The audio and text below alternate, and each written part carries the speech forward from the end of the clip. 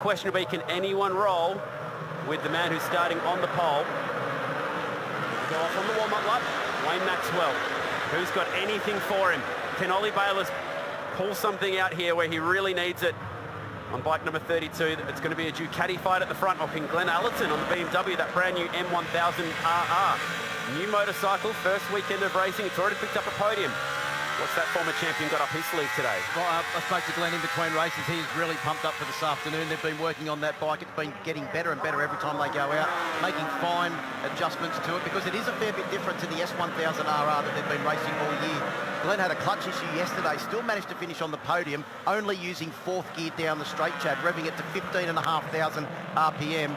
That bike should be a whole lot quicker at the end of the straight today because he's got the use of the full gearbox and the clutch is working properly. But if you speak to Ben Henry, the team owner of Desmo Sport Ducati, he thinks that Ollie Bayliss is odds on to take his first victory this afternoon.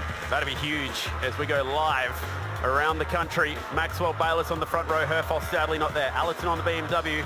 Daniel Falzon on return this weekend. First of the Kawasaki's is Brian Starring outside row 2. Remember, 3 bikes in a row, unlike supercars that line up 2 by 2. Ant West, first of the Yamahas, will be starting row number 3. Arthur Cece's has made great starts so far this weekend. Josh Waters has won 7 races here. He is the king of this track on 2 wheels. Great field of bikes. Corey Turner had to go back a few spots for that start earlier today after contact on lap 1 as they limber up and get ready. Now this was just on the warm-up lap in the background, an awkward one. Yeah, that looked like Aidan Wagner on board bike number 28, the second of the factory Yamahas.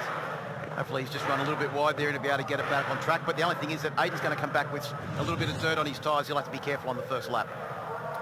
Wayne Maxwell, reigning champion and championship leader, with a huge opportunity to gap the field before the next round at Morgan Park. We are set. This is the My Bike Motorcycle Insurance Australian Superbike Championship. It's presented by Motul. The red lights are on. Watch the Ducatis fly in the front row. A little wheelie from Bayliss, but he's got his nose in front of Wayne Maxwell, and that is key. This 400-metre drag race down to the first corner. Cece's to the inside of Allerton. The first of those Yamahas. The BMWs have made a fairly good start. They're going to run with the Ducatis at the front. Yeah, Lachlan Epper's got a great start on board bike number 83, the second of the BMWs there, sits down in 4th place, but Arthur Cece's no surprise to see him get a cracking start. Daniel Falzon right behind Arthur on the second of the Yamahas, so it's 2 Yamaha privateers that lead the way for the Yamahas. Brian Starring on a charge early, Chad. He's up 1 position and now sits right on the back of Lachlan Epper's BMW M1000RR. Some aggression from the West Aussie Kawasaki star. You can pick the Kawasaki's in their famous green. That's the brand new. Josh Waters has got a cracking start as well. He's right behind Brian Starring at the moment, so not too far away. You can see him there trying to get past Daniel Falzon. Right behind him is Corey Turner, who's got a pretty good start from the back row of the grid on board bike number 52. He's fighting with Luke Johnston, second of the 17-year-olds. So what a moment this is for teenage sensation Ollie Bayliss. The factory Ducati leads.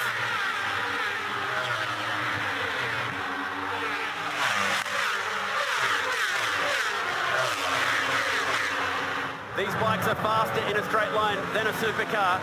305 clicks down this front straight. Yeah, just see Josh Waters there, got it all sideways coming down. He's leaving his braking to the absolute last minute. They're working on the front end of that bike, trying to give him confidence. The way he pushed it in there, it looks like Josh Waters' confidence is increasing on board that ZX-10RR, and hopefully he can try and get onto the back of Daniel Falzon, who is setting a blistering lap time pace at the moment. Here comes Maxwell. The inside. Big move on the brakes there from Wayne. But Ollie Bayliss has done an incredible job early on to get away off the line. As he said, he hasn't had good starts so far, but there's a very good pace over the first couple of laps. And look who's right there as well, the 3-time Australian champion, Glenn Allerton, on board that brand new M1000RR.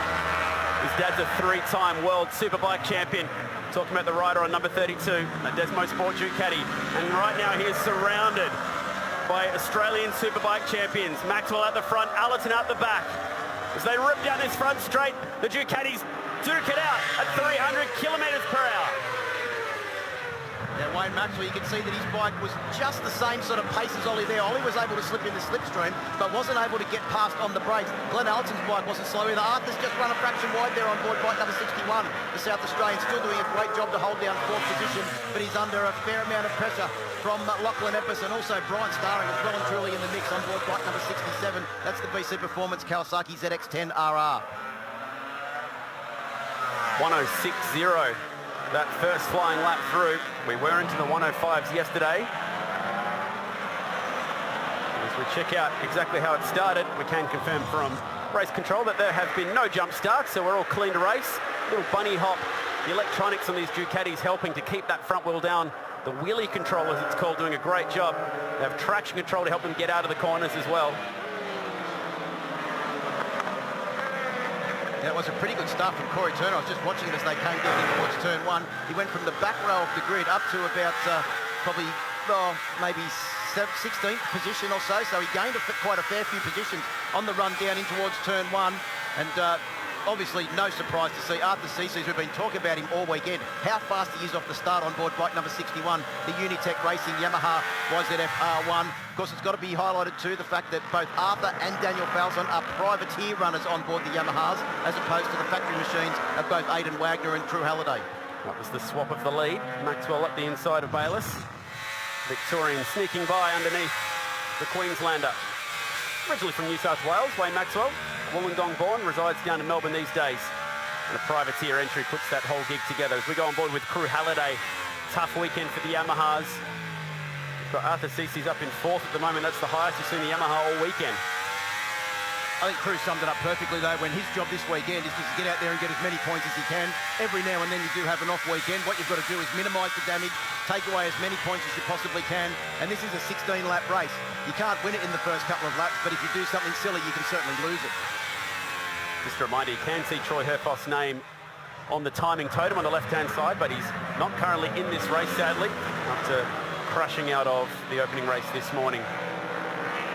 So two separate teams scrapping it out. Experience leading the way, but youth is putting up a fight today. The Superbike's turning it. Oh, big one in the background as well. Big one down at turn one. That's a Kawasaki. Yep, that's Matty Walters on board the Rover Coaches Connection machine, gone down. Just trying to see where that was. I think that might have been up at turn 5. And Corey Turner as well, looks like he's off the circuit as well. So that maybe that's turn 1. Looks like it's turn 1 on the exit there of turn 1, where that they may have come together. That's the fastest point on the racetrack. So Maxwell still leads from Ollie Bayliss. We've gone red flag. No red flag stoppage. And after only 4 laps, I dare say that race will probably be declared. We'll see another no points declaration here, Chad. Yeah, that's a tough one. 4 laps in the books. And all respect to Ollie Bayliss, he was really running with Wayne Maxwell then, and on that lap was just about to set the quickest lap of the race. He was 43.8 to the second sector and about to dive into the 105s. We're into the 105.6s yesterday, the lap record. And we're getting down to lap record speed just then. But that is a very fast part of the racetrack to have an issue at the end of this front straight. Well, the riders are heading back to the grid, so hopefully if they can clean up that issue at turn 1, we may be able to get away for a reduced lap race. Luke Johnson now, I don't know whether he's suffering from the heat or he was thinking that he was on pretty good pace, and he's disappointed that the race has been red flagged as the crews make their way out onto the circuit to get the tyre warmers on and of course get the riders under some shade as well. The big difference between what we've seen here and what happened early today at least is that it didn't involve the air fence, and Matt Walters is sitting up, which is a great sign. So with a bit of luck we might be able to get a restart here. Yes, Matt Walters handing over his helmet there. As you can see them come down the straight here. So remember, 300 Ks on approach. Whoa. And this is going really deep. Oh my goodness. Off the curb, hits the other side of the curb, and that's clearly some level of failure, whether it be brake or throttle. But that is incredibly frightening. Well over 300 clicks on the approach to that happening. And he has done an incredible job to avoid those guys as best as he could. Yep, the good news is that Matt is up and looking like he's A-OK. Well, that is as scary as it gets. So what's happened to the Kawasaki? No, straight away there's a problem. Yeah, it looks to me like there's been some sort of failure with the brakes, because he looks like he's grabbed the brakes at the same time as the rider next to him, but just hasn't started to pull up and has gone in there trying to avoid all the rest of the riders. Has done a pretty good job to avoid everyone apart from Corey Turner. But that's a very second-hand looking Kawasaki ZX-10RR at the moment. Well, very happy to report that both those riders were able to sit up and slowly walk away from that one. Red flag conditions here at Hidden Valley.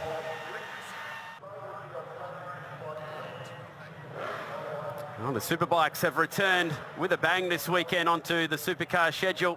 Hopefully we get to see plenty more of them in season 2022. Red flag here at Hidden Valley, and this is why. Matt Walters on the Kawasaki with a failure on approach to turn one, throws the bike over the curb, just collects the unfortunate Corey Turner.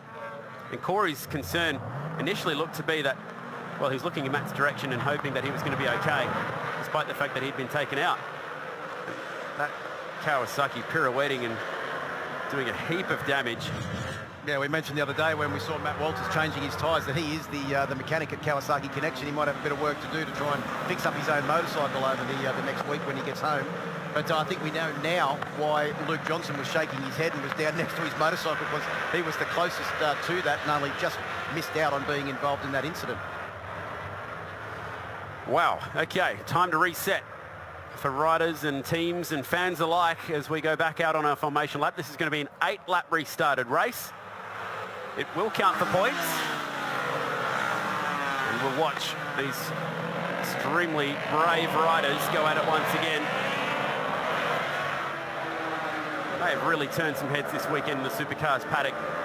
And already I'm told reliably that the talks have begun to try and do this a little bit more in season 2022. It's a very difficult thing to combine calendars, but hopefully we get to see a little bit more of this.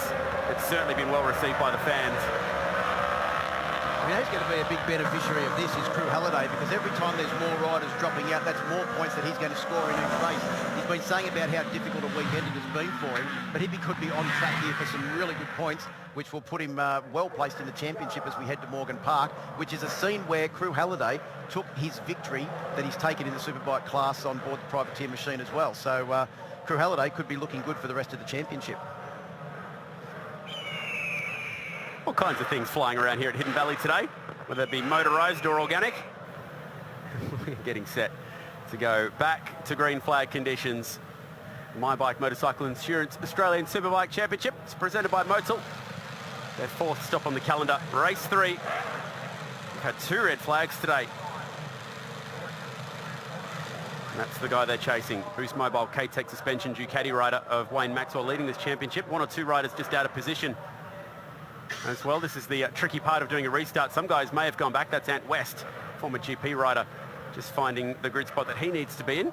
It's not the spot they started in, it's the spot they were in when the red flag was shown. It looks like we're just about set and ready.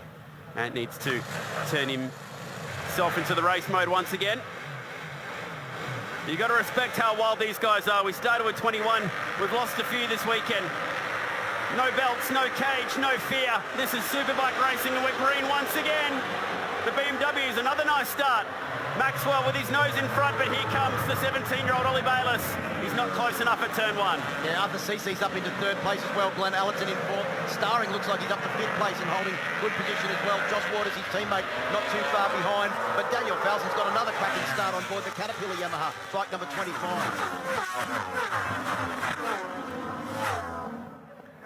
Turn 5 it is. Maxwell leads. That Lachlan Epps going the long way around at turn 5. Arthur Cece's inside the top 3 spots. The Yamahas are playing the long game this weekend. Yeah, Arthur had loved nothing more than to get on the podium for the first time. His best finish so far this year is 5th place. That was at the first round at Winton, but he's looking pretty strong here all weekend, not only in qualifying as well, but the way that he gets off the line and then is able to hang with the race leaders with some serious pace over the race distance.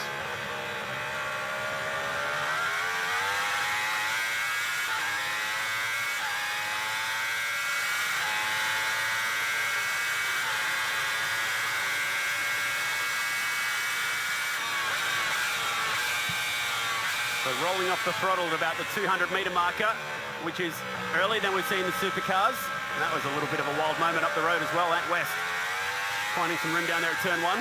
Yeah, you can also see that Jed Metzer was trying to find his way past as well. Ant West got betted on the straight there by Crew Halliday as they make their way up into the turn 5 area now. There goes Ant West. Oh, he's back on the brakes. Is whatever you can do on the straight, I'll do round the corners, says Ant West, as they come up into the hairpin now. It's a very tricky corner for the bikes. Some of the bikes going back to first gear, Chad. Some of the bikes using second gear. So the drive out of here is a little bit different. What everyone agrees is this next right-hand corner is incredibly fast. Michael Edwards has been in this series since the 90s. He's on bike number 37. And that's the bike that we were just riding on board with, Crew Halliday. The Yamaha operation looks so slick here in the pits as the leaders come back on, and Ollie Bayliss again pulls out to the side of Wayne Maxwell. 6 to go. Ollie's bike is incredibly fast, as you can see, but you've also got to ride the bike round the back of the circuit as well. So doing a great job to keep up with Wayne Maxwell there as they come down into the braking area at turn 1.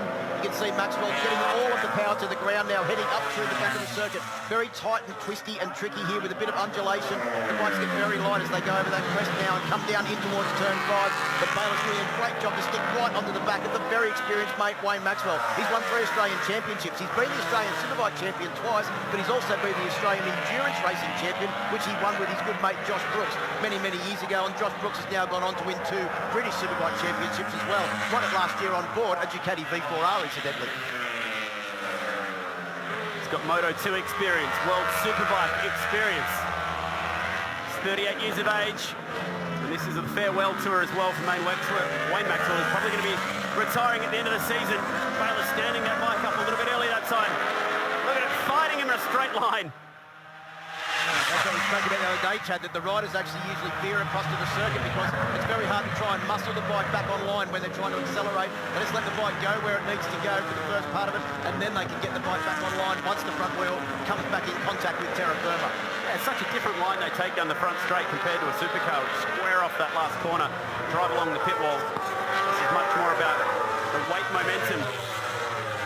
Yeah, the first part of the corner, when you exit the corner, is all about steering with your body and your feet because the front wheel nowhere near the ground. You can't usually turn the bike when the front wheel's not on the tarmac, and you can see the way they move their bodies around the bike to try and make sure that they get the best drive out of the corners that they possible.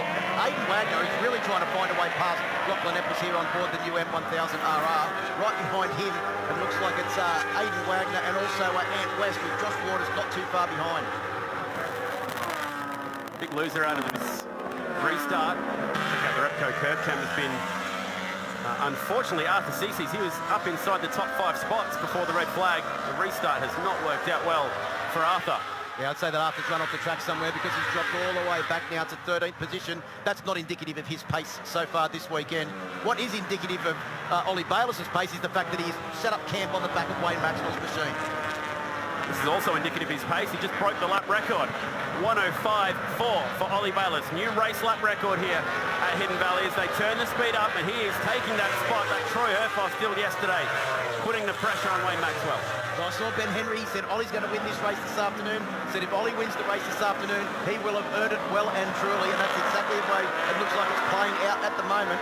Wayne Maxwell has really got his hands full with the young hard charger. No surprise to see Ollie Bayliss going so quickly, but in only his 3rd round of Australian Superbike racing, that's an incredible effort from Ollie Bayliss and the whole Desmo Sport Ducati team that have got him to this level. But then again, with a name like Bayliss, you'd expect nothing less. He was quick in the Supersport 300 feeder category. He was also quick on a Supersport machine as well. Was the youngest ever rider to take a victory in the Australian Supersport Championship. Can he back that up and become the youngest in Superbike today? Even to get his first podium would be a great result. They've put a fair distance on Glenn Allerton on that BMW. And the first of the Yamahas is 4th. That's Daniel Falzon, Brian Starring, Kawasaki in 5th. 3 to go. Has Bayliss got an answer for Maxwell today? I think Maxwell's starting to really apply the pressure now and see if the young pup can go with him. And Ollie's doing a really good job, especially through that very tight and tricky section, to stay with Wayne Maxwell. This is where Wayne Maxwell comes back down into 2nd gear, and first gear. Then he'll accelerate up to 2nd, short shift to 3rd, and then it's 3rd gear all the way round through the long right-hander and up to turn 10, where he goes back to 2nd gear and then holds that all the way till they come onto the start-finish straight. You can see Bayliss's bike starting to really move around at the back now. It's probably not because the tyres are struggling, it's because Ollie's really keen to try and stay with Wayne, and he's getting on the throttle very hard and very early and letting the electronics do a lot of the work to keep the bike in a straight line. Reduced race distance does mean you can go a little bit harder on the tyres earlier. Bayliss in the tow. And here he goes to the inside. Carries that momentum. And at turn one on the penultimate lap, the 17-year-old goes through, but can he get it stopped? He does. New race leader once again is Ollie Bayliss. Yeah, Wayne Maxwell's a cagey fox, though. He's going to sit behind now and see what he can do. If Ollie's going to pin his ears back, he's really going to have to go, because Wayne will just sit there and he'll take a good observation, a good lap of observation to see what Ollie's doing, where he's fast, and then plan an assault for the last lap. Essentially exactly the same as what Troy Herfoss did to Wayne Maxwell yesterday afternoon for 15 and three-quarter laps. How's the commitment from this 17-year-old? At over 300 clicks, he sticks his body out to the inside. The feeling of the air and the wind hitting you in the chest at that speed must be sensational, and able to get that thing stopped. Great move. You could see that when Ollie went past, Wayne knew that he wasn't going to be able to get back past, so he just sort of pulled back a fraction. You could see him just slowly changing down the gears and positioning himself to set up camp now on the back of Ollie Bayliss' machine as Troy looks on. He's actually not too bad in the way of nervous fathers. I've seen a lot of ex-champions that are watching their sons race that are a lot more nervous than that. Robbie Phillips immediately springs to mind. Last lap for the 17-year-old from the Gold Coast. The Bayliss name synonymous with superbike racing, not just in this country, but around the world. Has Maxwell got anything for him on this last lap? Well, we said if Ollie wins this race, he will have well and truly earned it. He's got to try and hold off a charging Wayne Maxwell as they come down now. They're halfway around this last lap, Jack. They're coming up to the hairpin now where Wayne Maxwell probably won't put us, he's not close enough to try and put on a manoeuvre. Will he wait to the corner where Troy Herfoss did it to him yesterday afternoon in race number one? From a championship point of view, Maxwell doesn't need to win this race. He's got a big haul of points sitting there in second. Will he make Bayliss earn this one in the last sector? We're about to witness something very special here in the top end. Son of three-time world superbike champion and a MotoGP winner with Ducati. And that name Bayliss, the relationship with Ducati is about to go to another level again. Maxwell's going to chase him all the way to the line, but it's Ollie Bayliss. The teenager has done it, and he wins his first race in the Australian Superbike Championship. What scenes! Well, Ben Henry predicted it when we spoke to him this afternoon. He said Ollie's going to win the race this afternoon. He's not only won the race, he's done it in fine style as well, under an incredible amount of pressure from the championship leader and reigning champion Wayne Maxwell on board the privateer machine. So it's factory Ducati, privateer Ducati, and then privateer BMW that round out the podium. Ducati V4R getting the job done with a 1-2, and it's the factory team. Their first win of the season for Desmo Sport Ducati. It's been the privateer entry of Wayne Maxwell flying the flag for the Italian brand. Italian bike on an Italian tyre with an Australian rider. And that is a win that will be heard over in Italy. Make no mistake about it. Ollie Bayliss is a star, and it's a pleasure to have him racing here in Australia. Surely one day he's going to have a ticket over to Europe. I can't wait to watch him on the world stage, Phil, but what a special moment it was to be here today to watch Bayliss win his first ASBK race. Yeah, and he got it from Wayne Maxwell by 0.171 of a second, with Glenn Allerton rounding out the podium, 6.9 seconds behind the race leaders. Brian Starring takes a fine fourth, Daniel Falzon in fifth, Aidan Wagner up to sixth, Ant West in seventh, Josh Waters in eighth, Crew Halliday ninth, and Jed Metcher rounds out the top 10. Championship scene, Wayne Maxwell has a fairly sizable lead now over the chasing pack. Lachlan Epes, unfortunately, not making it home towards the end of the race. The second BMW, he was inside the top 5 before the red flag, so issues for that M1000RR. I think that may have also been a case of Wayne Maxwell playing it smart. He knows he's playing the long game. He's looking at the championship, and Ollie Bayliss was desperate to try and win that race. Wayne didn't want to get involved in any shenanigans, and Ollie well and truly earned that one. How good was that? Ollie Bayliss, time to celebrate. Not even old enough to crack his first beer yet, but it doesn't matter. He is a star in the making. He loves working on cars as well as riding bikes. And that was just fantastic. Mark Larkin, the racing in the Superbikes has been hot.